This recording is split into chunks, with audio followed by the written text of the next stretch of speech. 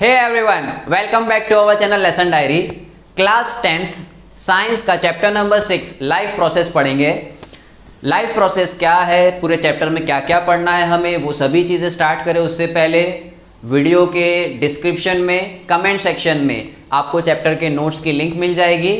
And secondly, जिस तरीके से पूरे चैप्टर की नोट्स है उसी तरीके से यही चैप्टर के ईजीएस्ट वे में question answers means question and answer, important question और उनके बहुत ही सिंपल इंग्लिश में, बहुत ही इजी इंग्लिश में आंसर्स मैंने प्रिपेयर किए हैं।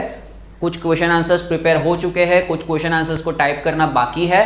तो मे बी नेक्स्ट वीडियो तक में या विद इन अ वीक आपको वो वाले क्वेश्चन आंसर्स के नोट्स भी मिल जाएंगे। बस वीडियो का जो डिस्क्रिप्शन है वो आप एक आध वीक के बाद चेक करना, तो उसमें एक और लिंक मिल जाएगी। फिलहाल मैंने जो आपका एज पर यूजुअल चैप्टर के जो नोट्स है वो लिंक में दे दिए हैं, लेकिन क्वेश्चन आंसर्स का जो असाइनमेंट है वो may be within a week आपको मिल जाएगा। स्टार्ट करते हैं हमारा चैप्टर नंबर 6 लाइफ प्रोसेस।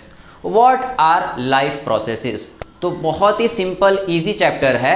वैसे ऐसा समझ सकते हो कि पिछले कुछ लेक्चर्स में हमने केमिस्ट्री स्टार्ट किया था और ये आपका बायोलॉजी का पोर्शन स्टार्ट होने वाला है। चैप्टर 1 2 3 4 5 केमिस्ट्री है और यहाँ से चैप्टर नंबर 6 यहाँ से आपका बायोलॉजी स्टार्ट होने वाला है। बहुत ही इंटरेस्टिंग है, ईजी है और थोड़ा बहुत आपको प्रैक्टिकल आपकी लाइफ में क्या हो रहा है, आपकी ह्यूमन बॉडी में क्या हो रहा है ना, वो सभी चीज़ें इसमें सीखने मिलेगी। अब एक बहुत ही बेसिक लॉजिकल चीज़ है कि स्टूडेंट आपको, हमको, मुझे, कोई भी ऑर्गेनिज्म को सरवाइव करने के लिए क्या नेसेसरी है? खाना। एक तो खाना और एक जाना, दोनों ही नेसेसरी है। अगर खाओगे नहीं, जाओगे नहीं, तो फिर आप अनहेल्दी हो जाओगे, आप सरवाइव नहीं कर पाओगे।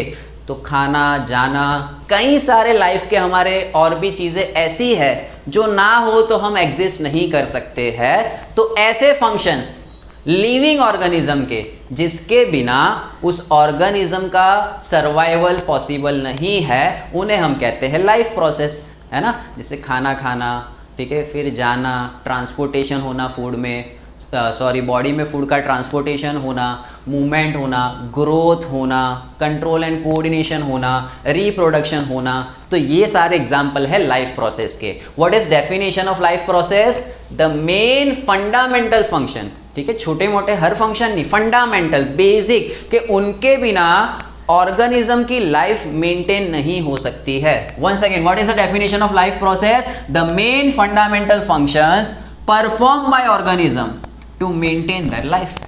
हर ऑर्गेनिज्म को अपनी लाइफ मेंटेन करने के लिए फंडामेंटल फंक्शंस, यानी ऐसे फंक्शंस जो नेसेसरीली करने ही करने हैं, उन्हें हम कहते हैं life processes. The main fundamental functions perform by organisms to maintain the life are called life processes. Now there are students different life process जो आपको लर्न रखने हैं। यहाँ पे मैंने थोड़ी सी स्पेस दी है, यहाँ पे आप स्टेटमेंट लिखोगे that different life processes are first nutrition, respiration, transportation, excretion, control and coordination, growth, movement and reproduction। आपका एक बहुत ही इंपॉर्टेंट क्वेश्चन 3 मार्क के लिए, 4 मार्क के लिए पूछा जाता है, what are life processes? Explain different life processes. Life processes क्या है? ये रहे डेफिनेशन। कौन से है? ये रहे nutrition, respiration, transportation, excretion, control and coordination, growth, movement and reproduction. ये डिफरेंट लाइफ प्रोसेस है। अब इन प्रोसेसेस का डिटेल में हमें एक एक लाइन में ही जाएंगे, मतलब समझ लेना है। देखो स्टूडेंट, न्यूट्रिशन, रेस्पिरेशन, ट्रांसपोर्टेशन और एक्सक्रीशन, अभी हम फिलहाल ये जितने भी लाइफ प्रोसेस हैं उनकी सिर्फ मैंने डेफिनेशन लिखी है, 1 लाइन में समझाया है। लेकिन चैप्टर नंबर 6 लाइफ प्रोसेस में न्यूट्रिशन हमें डिटेल में पढ़ना है, रेस्पिरेशन डिटेल में पढ़ना है, ट्रांसपोर्टेशन एंड एक्सक्रीशन, ये 4 लाइफ प्रोसेस हम बहुत ही डिटेल में पढ़ेंगे। बल्कि मैं अगर ऐसा कहूँ कि लाइफ प्रोसेस पूरा चैप्टर ही इन्हीं 4 प्रोसेस के ऊपर है। पूरे चैप्टर में इन 4 प्रोसेस का ही डिस्कशन किया गया है। What are life processes? Repeat with me, definition क्या है? The main fundamental functions that are required, that are essential to maintain or that are essential for the existence of life of organism, they are called life processes. कौन से है? Nutrition, respiration, transportation, excretion, control and coordination, growth, movement and reproduction. अब एक एक करके चलो सबको समझते जाते हैं। पहला न्यूट्रिशन। न्यूट्रिशन यानी इनटेक ऑफ फूड, खाने को अंदर लेना, उस खाने को एब्जॉर्ब करना छोटे छोटे पार्टिकल्स में, उसे हम कहते हैं nutrition. Nutrition means taking of food, converting it into smaller absorbable units. Detail में जब न्यूट्रिशन पढ़ेंगे तब हम उसकी एक और डिटेल डेफिनेशन लिखेंगे। फिलहाल इतना ध्यान रखो कि खाना जो आप खा रहे हो मतलब इनटेक ऑफ फूड, और फिर उस फूड का छोटे छोटे हिस्सों में डिवाइड हो जाना, उसको हम कहते हैं न्यूट्रिशन। फिलहाल के लिए इतना ध्यान रखो, खाना खाना उसे हम कहते हैं न्यूट्रिशन। डिटेल में क्या है न्यूट्रिशन, नेक्स्ट लेक्चर में हम स्टार्ट करेंगे। Nutrition and types of nutrition, उसमें हम देखेंगे। Nutrition means taking of food and converting it into smaller absorbable units by our body. What is respiration? तो जो खाना आपने खाया उससे एनर्जी बनाना, खाना आपने खाया उससे जो आप एनर्जी प्रोड्यूस करते हो उसको कहते हैं रेस्पिरेशन। अगर आप नॉर्मल लैंग्वेज में कहे हम, तो ये जो हम इनहेल और एक्सेल कर रहे हैं, सांस ले रहे हैं, एकदम बेसिक कहूँ तो ये जो मैंने सांस लेके छोड़ी, ये मैंने क्या किया? रेस्पिरेशन किया। और जब आप इनहेल और एक्सेल करते हो आपकी बॉडी में एनर्जी प्रोड्यूस होती है ना। आप एकदम कहीं से 100 मीटर 200 मीटर दौड़ के तेज रनिंग करके आओगे तो देखना ज़्यादा सांस लेनी पड़ेगी। क्यों? क्योंकि जब आपने रनिंग की आपकी बॉडी को ज़्यादा एनर्जी चाहिए थी, ज़्यादा एनर्जी चाहिए, इसीलिए सांस फटाफट लेनी पड़ती है आपको। क्यों ऐसा होता है? क्योंकि एनर्जी बॉडी में किससे रिलीज होती है? Respiration. Nutrition intake of food, respiration उस फूड से एनर्जी प्रोड्यूस करना। सो रेस्पिरेशन क्या है? The process of respiration releases energy from absorbed food. जो खाना आपने खाया और एब्जॉर्ब हो गया उससे एनर्जी जो बनाएगा उस प्रोसेस को कहते हैं हम रेस्पिरेशन। ये भी डिटेल में इस चैप्टर में पढ़ेंगे। देन कम्स ट्रांसपोर्टेशन, कि भाई आपके बॉडी के एक हिस्से में खाना एब्जॉर्ब हो गया, वहाँ पे अब उस खाने को ऊपर से नीचे पूरी बॉडी में फैलाना। सिर्फ आप ही की नहीं, जितने भी ऑर्गेनिज्म है उनकी बॉडी में एक पर्टिकुलर जगह पे खाना पहुंचा तो अब पूरी बॉडी में वो जो भी न्यूट्रिशियस चीज़ें हैं, चाहे वो प्रोटीन्स हो, विटामिन्स हो, कार्बोहाइड्रेट्स हो, फैट्स हो, जितनी भी चीज़ें उसने सिंथेसाइज कर ली है, उसने बॉडी में बना ली है, अब उसको पूरी बॉडी में फैलाना है, ट्रांसपोर्ट करना है, तो उसे कहते हैं transportation. Transportation is the process through which absorbed substances are transported to various parts of the body। अब स्टूडेंट आपने खाना खाया, खाने से खाने को ट्रांसपोर्टेशन भी कर दिया, उससे एनर्जी भी रिलीज़ कर दी। अब उस खाने के बाद सब कुछ ख़त्म हो गया तो कचरा बच जाएगा, वेस्ट बच जाएगा, है ना। मैंने लेक्चर की स्टार्टिंग में ही कहा आपको, खाना भी है जाना भी है। तो खाना आपने खा लिया, अब आपको जाना है, एक्सक्रीशन। ठीक है, आपकी बॉडी में जो अनवांटेड वेस्ट था उसका removal, excretion. What is excretion? Excretion is the process. Actual में क्या है, जब एक्सक्रीशन की बात आ जाती है ना, बायोलॉजी स्टूडेंट जब भी आप पढ़ रहे हो ना, आपको एकदम प्रैक्टिकल रहना होगा, इसमें कोई शर्म वगैरह नहीं रखनी है कि छी छी छी ऐसा। एक्सक्रीशन है एक चीज़, इसको पढ़ने में स्टूडेंट बहुत ज़्यादा ऑकवर्ड फील करते हैं कि अच्छा एक्सक्रीशन भी पढ़ना पड़ेगा। ये एक इंपॉर्टेंट प्रोसेस है। जस्ट इमेजिन 2-4 दिन एक्सक्रीशन ना हो तो कई सारे ओल्ड एज पीपल होते हैं जिनका एक्सक्रीशन प्रॉब्लम होता है, उनको टॉयलेट या उनको बदहजमी हो जाती है तो वो नहीं जा पाते हैं, उनकी बॉडी में से कचरा बाहर ही नहीं निकलता है तो वो बीमार पड़ जाते हैं। तो ये एक अच्छा एक इम्पॉर्टेंट प्रोसेस है जिसको पढ़ना ज़रूरी है। जब भी बायो पढ़ो शर्म नहीं होनी चाहिए आपको। आपके माइंड में क्वेश्चंस अराइज होते हैं, ask them, Google them, YouTube them, और उस क्वेरी को क्लियर करो कि अच्छा ये एक प्रोसेस हमारी बॉडी में हो रहा है तो क्यों हो रहा है, इसका इंपॉर्टेंस क्या है। Excretion is the process of removal of waste materials. कोई भी मटीरियल नहीं, किसको रिमूव करना? वेस्ट मटीरियल्स जो अलग अलग सेल्स में प्रोड्यूस हुए हैं, that is excretion. Then control and coordination, this is again a very important process.